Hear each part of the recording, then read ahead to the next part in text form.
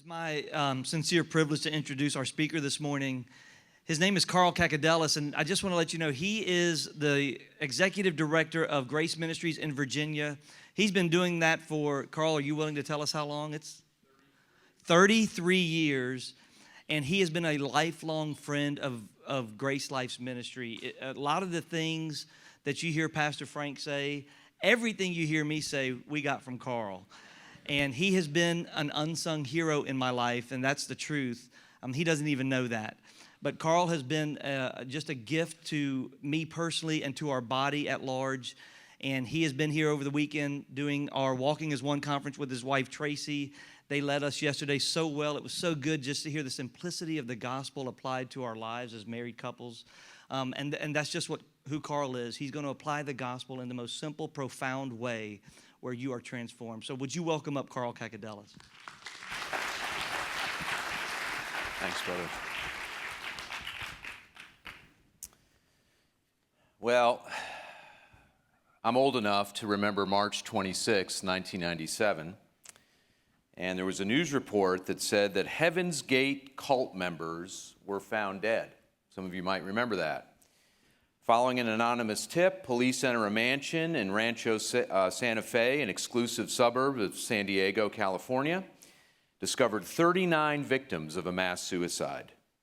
The deceased, 21 women and 18 men of varying ages, were all found lying peaceably in matching dark clothes and Nike sneakers and had no noticeable signs of blood or trauma.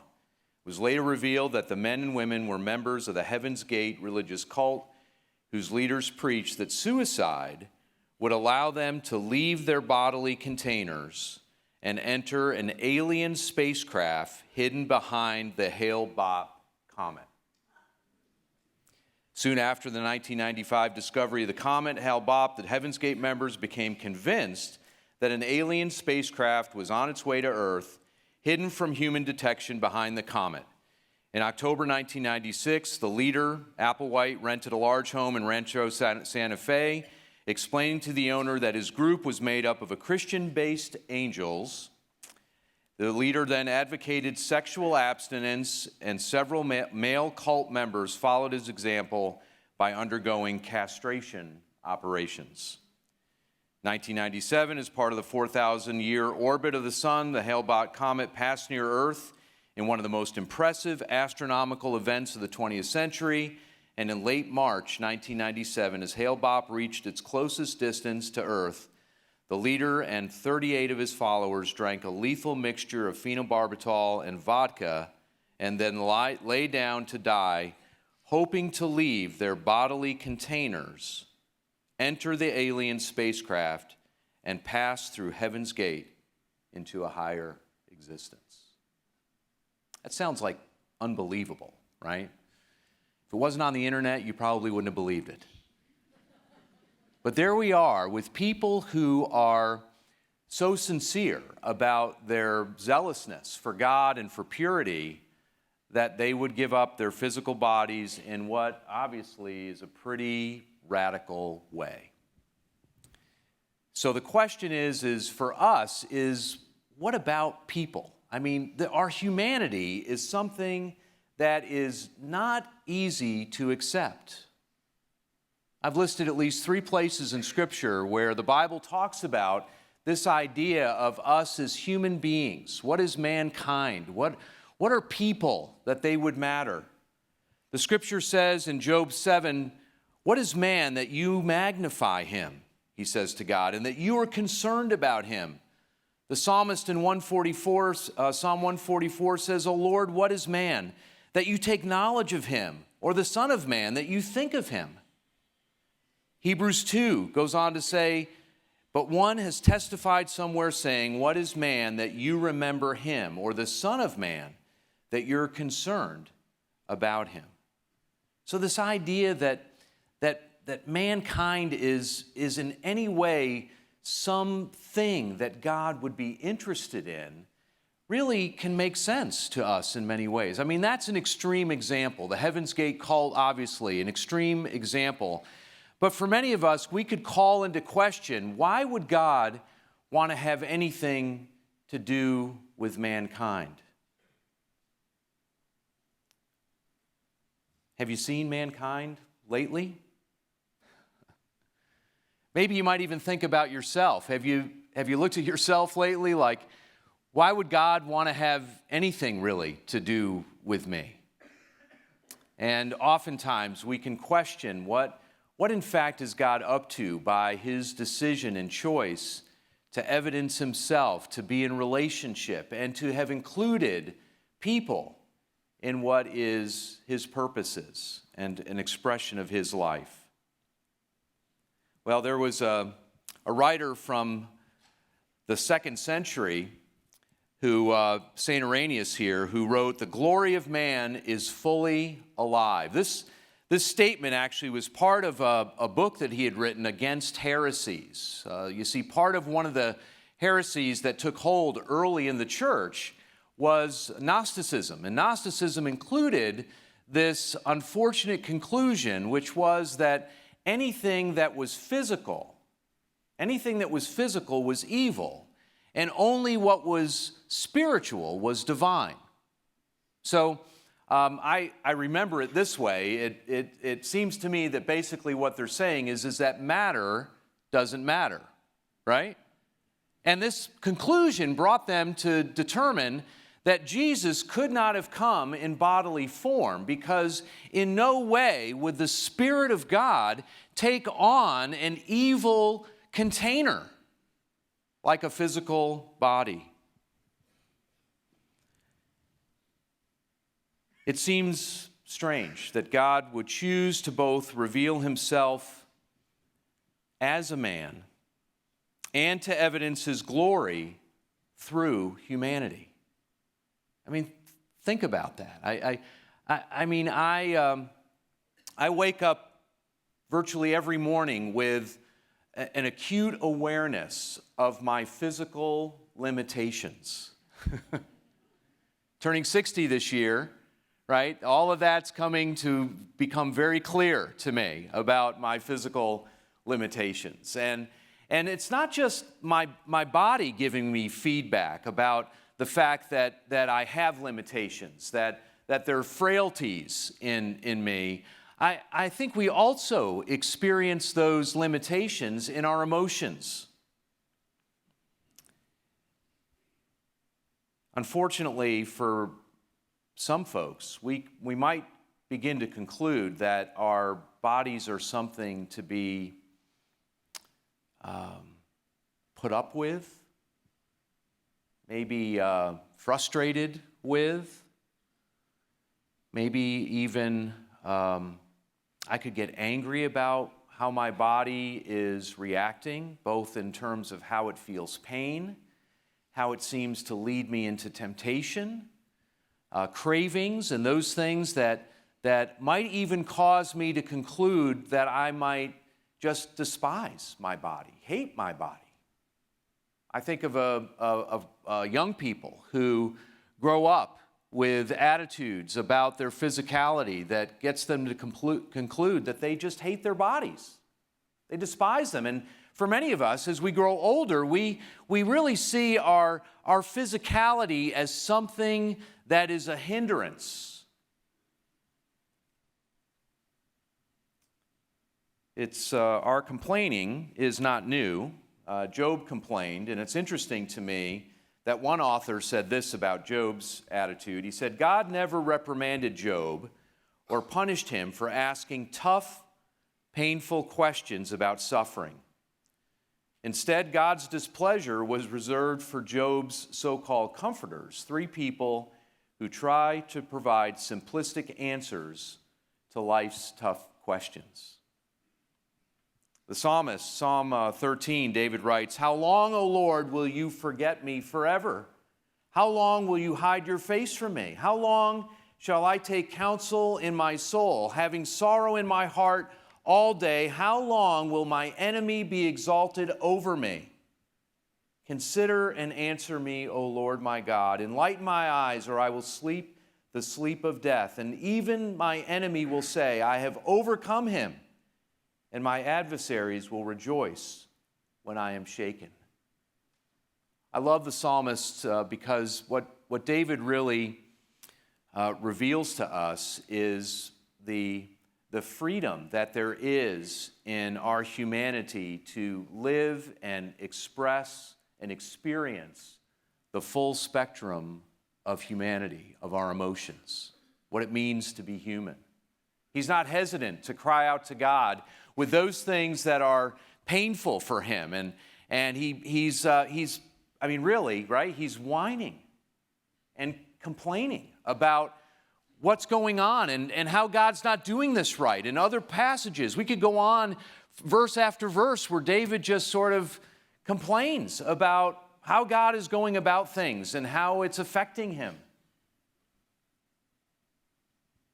And yet our God also causes us and reminds us that we are indeed fearfully and wonderfully made. But there's this tension. I mean, even in Romans, Paul talks about this idea that we groan, that the Spirit groans, that we groan in our humanity, waiting for the glory of God to be revealed. And in the meantime, we experience what oftentimes includes some difficult, what I would call feedback as a result of being human. So God instead calls us, and this is a bold move, right? He basically is calling us out to stand firm in the reality of the gospel. That's the active term that Paul uses in Ephesians. Even when talking about spiritual warfare, he's relating to us to simply stand firm in the reality of who God is and who we are in him. You see, the simplicity of the gospel really is to trust and obey, but it's not obedience out of I'm resisting what I'm having to do things that God's telling me to do that I don't really want to do. Instead, it's much simpler than that. He's called you and I to stand firm in the reality of the work that he's already completed in you and me as new creations, as containers of the Spirit of the living God, and that we would be vitally included in how that's portrayed and evidenced in his purposes, and that in fact his glory would be evidenced through us, even through you and me, even in the middle of our limitations.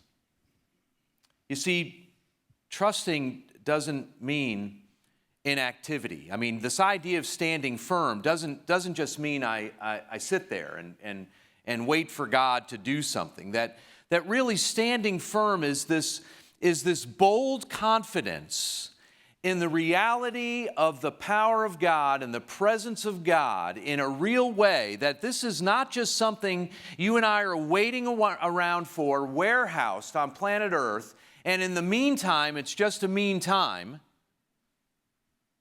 But instead, we get to be living expressions of the glory of God in and through our humanity. It's being responsive to God. Obedience is not just, having to grit our teeth and white knuckle it and really just have to, say uncle and okay, God, whatever you say. It's simply being responsive to his life in us. But that doesn't mean that our humanity doesn't provide feedback. As I mentioned, our physical bodies, physical pain, nowadays it gets called inflammation. I think I've had lots of inflammation. You know what I'm talking about? And then basically the only way that I've really concluded about this, the only way to have anything to do with reducing inflammation is to stop eating. Apparently you have to stop eating everything because it all causes inflammation. And this inflammation is what causes pain, and pain is feedback, right? I get an awareness that something is going on. It's all my nerve endings raise my awareness to a level at which I begin to become acutely aware of my humanity. I think emotions do that. So just like I might experience inflammation in my body, we might even could say that we might experience inflammation in our souls. You know what I mean? Right? Just for me, it shows up probably more often than not. I literally can wake up in the morning and my mind will get distracted to something that I could be worried about or anxious about just what's going on today. Did I remember everything? I mean, I use my reminders, because my brain is limited. And I'm hoping that I put that reminder in. I hope I remember to look at my phone at the right time to be able to pick up on my reminder, right? And so this anxiety builds, and I'm starting to already begin, even before I get out of bed, I'm tempted to try to problem solve about something that is, this financial issue, this relational issue that I've got to figure out. It's inflammation in my soul. And as much as I can get distracted by that and be drawn off into some other level of distraction where it gets really dark, right? At least it's a nuisance to me. So physical and emotional pain are ways that we really experience our humanity. I don't know if you've known about this, and I just think it's interesting that leprosy, physically, the disease leprosy is part of the results of that is the effect of that disease is that it destroys the nerves and causes numbness. That is, that people have a lack of sensation of pain. And so both voluntary, where you choose to take your hand off the stove because you feel it, or even involuntary, where your eyes blink because they respond to particles that you don't even think about, like blink now, blink again. Oh, you got to blink now again. You don't do that, right? So pain is part of how we get feedback to really get a sense of what's happening around us, and yet pain is a pain. And we want to avoid it. And so we try to deal with it in all sorts of weird ways. So I'm beginning to think that virtually all dysfunction, that's a pretty big statement there, that all dysfunction we exhibit, that all dysfunction that we personally exhibit, right? Our weird stuff, our flesh, our coping mechanisms, the stuff that both offends us and ends up offending others, that the dysfunction that we exhibit and experience is a result of not knowing what to do with our pain.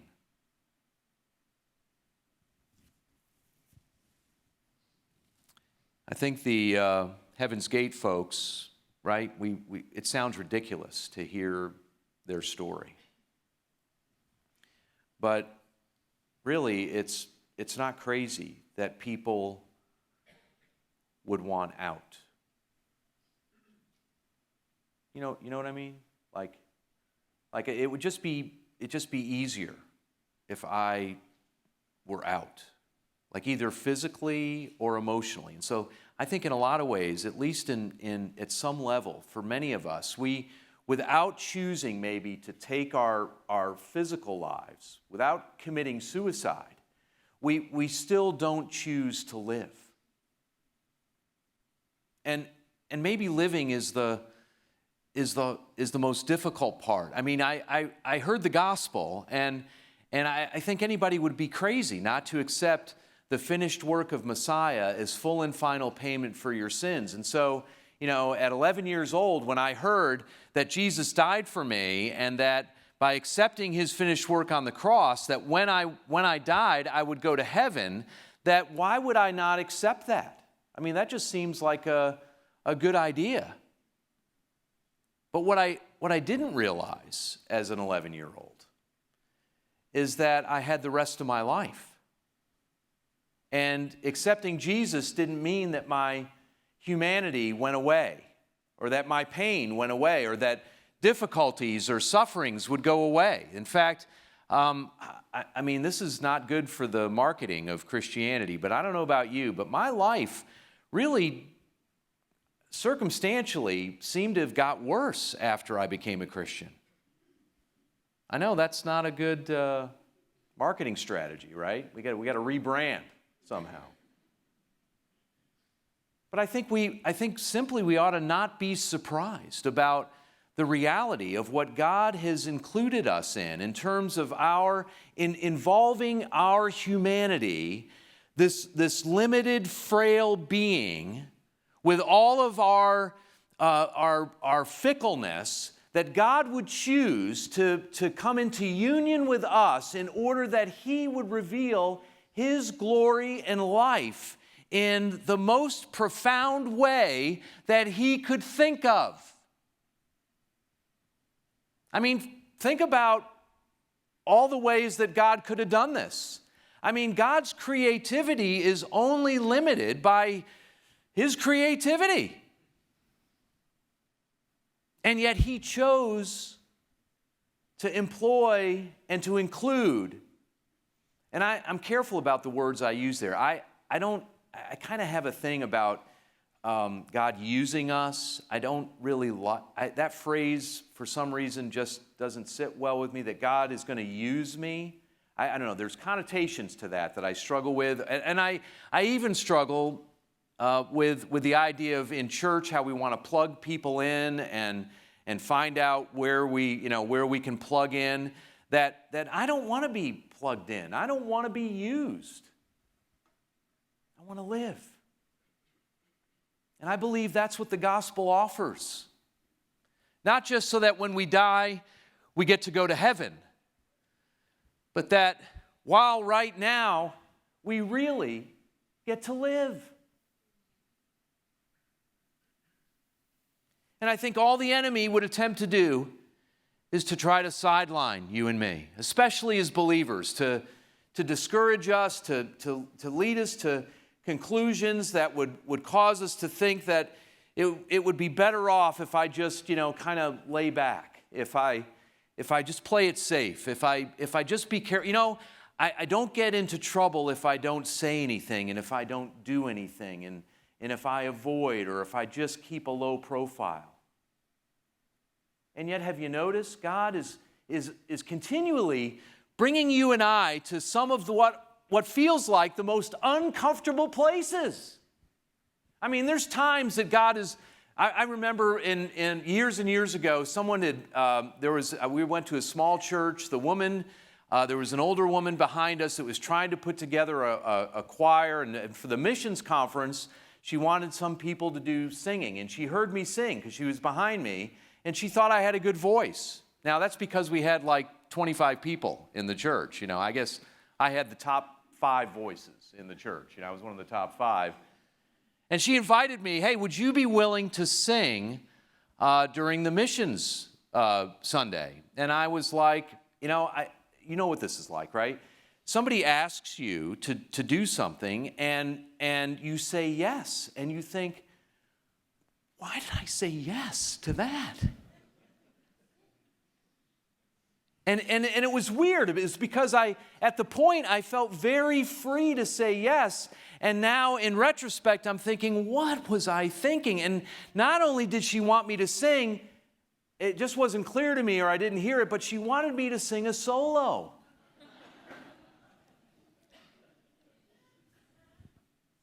Don't worry, that's not going to happen today. And I sang that day, and it wasn't very good. But I really believe that God is less interested in the outcome, right? Because He's got the outcome. He knows how to bring about whatever He's bringing about, right? He's got that. I think what I get to do is stand and offer myself to him in such a way as to say, Father, you do with me whatever you choose. It gets confusing. I've got a longtime friend that I had a phone call with this past week, and he was telling me about a dream he had. And in this dream, it involved, and it caught me. I was like, all right, you got me. He's talked about knives in the dream. There were knives, and there was a sarcophagus. There was a body, right? And as he was describing this dream, of course, it sounded just like a lot of dreams do. Like, that's pretty bizarre. And it took place in our kitchen at our house, which is where we have our small group in our home. And so it's not weird that area would be part of this. But I think for him, it was where God began to reveal some of the things that God was up to in his life. You see, this guy, as an immigrant, had gone on to get a law degree, had worked at the White House, was a very capable person, and had grown up in a part of the world and in a family where it was really difficult. He was a survivor. And as he was telling me about his explanation for the dream, he brought out this idea that he was a superhero. It was like God was showing him that all of the equipment, all of the human faculties that he could bring to bear to make life work was represented in that dead body. And that this dream really just brought clarity to him in a way that reminded him that he could lay that to rest. that could go away. That could die. And that he didn't have to take on this superhero persona, to be the best, to be the problem solver, to know the answer, to be able to figure everything out, to know how things work, to solve problems, to fix himself, his life. And as he's talking about this, I'm thinking, man, I know what that's about.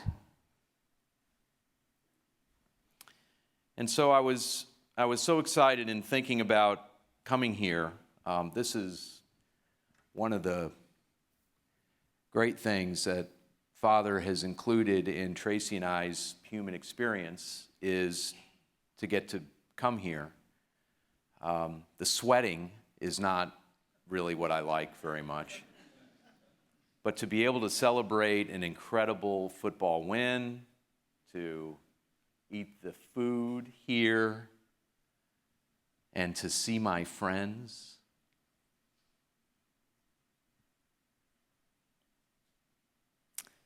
The glory of God is man fully alive. Tracy and I have known Frank and Janet for a long time. And in fact, we knew them when they lived in Delaware, way before they came here. And it was a joy to get to know Frank, and he was really something else back then. You think he's something else now? Man, let me tell you. In fact, in preparation, just kind of what God brought about, this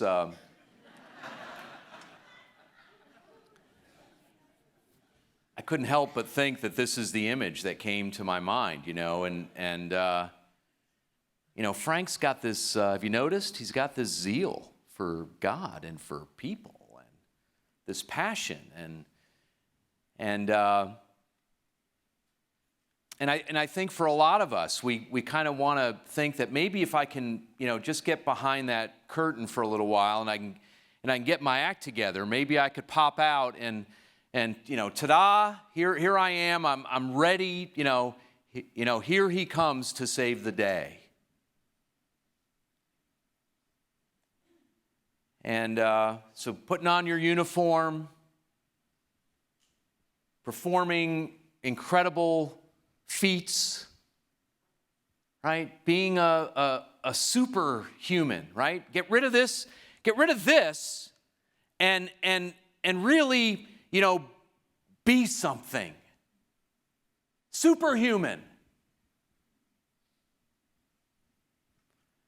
Well, I realized that the glory of God expressed in my brother Frank is not expressed in an outfit like this. It's expressed in an outfit like this.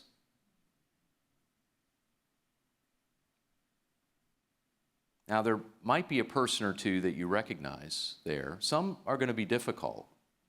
My hair is a totally different color right now, but that is indeed me. Our 3 children, that's Avery. This was not long after Avery was born. Frank was flying through Baltimore. We drove up there and got to grab a few minutes with him. It was just him and Avery. And I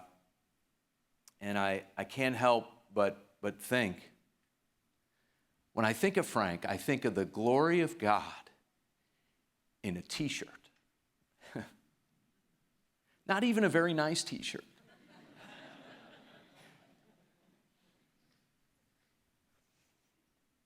And he's beautiful.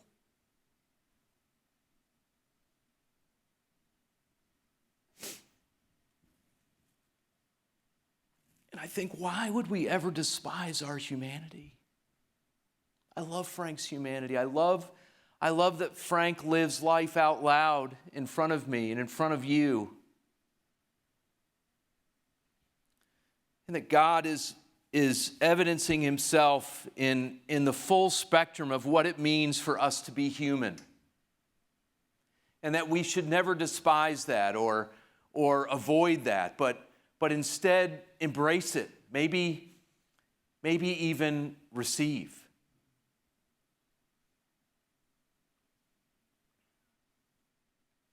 I think about another friend who struggles with all kinds of physical difficulties and has really come to really hate his physical body.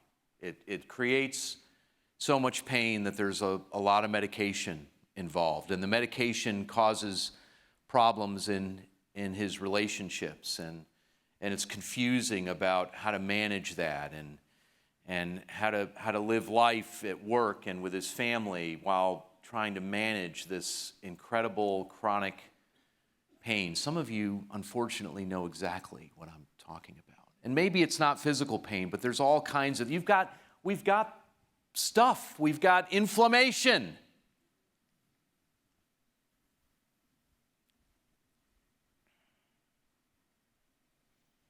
And I think, like Job's friends, as well-intended as they might be, there's not a quick answer. I love the fact that even with Frank, he's so tender in being sensitive to not giving us pat answers. And you know how it hurts when you receive a pat answer from someone, or even for me now, when I hear even in Christendom how maybe well-intended pastors and teachers are dispensing pat answers to problems that are not simple.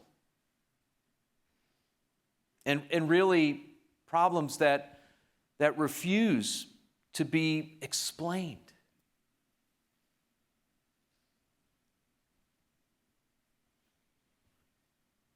So, what does it mean to receive? I mean, if I despise my humanity and hate my body, that maybe it begins with just that. Maybe to even outwardly confess or agree with God. To just say, Father, I realize that I've really carried an attitude about my life that has been resistant, at least obstinate. that I've flirted with maybe taking my own life, but maybe not just taking my own life, but just exiting, just departing, just I'll be good over here. You know, maybe you'll leave me alone if I just go over here. And instead, in a radical dependence on the reality of his life in you and me, that we would stand firm, that we would receive. Probably one of the most difficult things that you and I can do is to receive. It's like, you know, quickly we'll go to, okay, I'll receive, but now what do I do? No, hang on.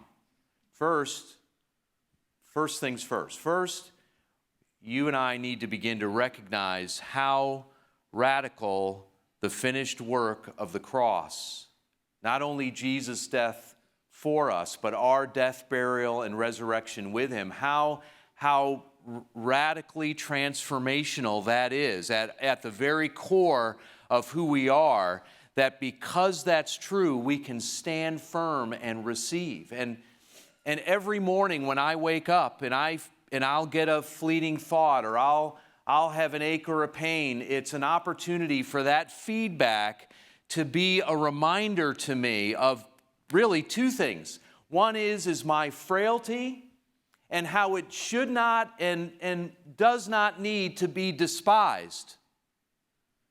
But an awareness of my frailty and the power of the living God who is enough for you and me in the middle of each and every moment.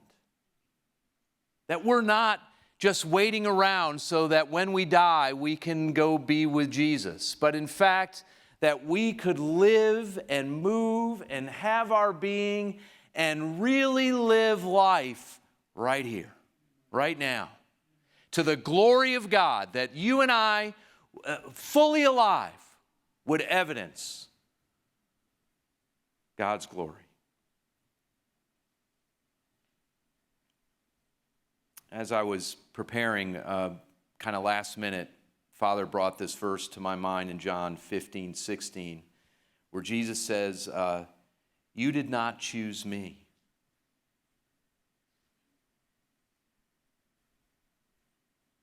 but I chose you and appointed you that you would go and bear fruit, and that your fruit would remain, so that whatever you ask of my Father in my name, he will give to you.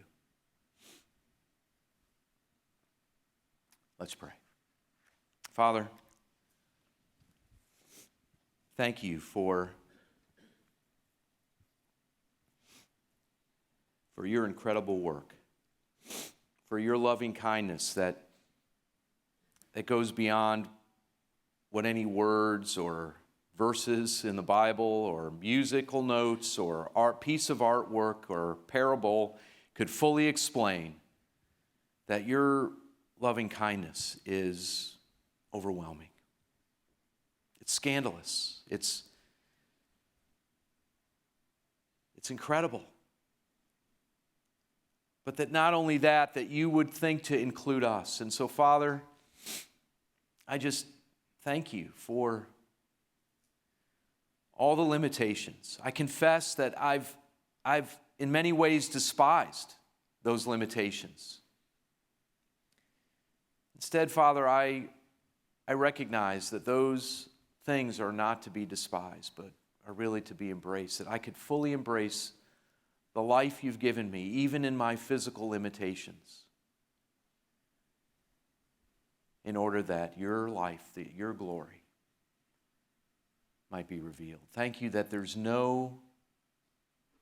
so strange, there's no greater joy than to be with you. Thank you, Father. In Jesus' name.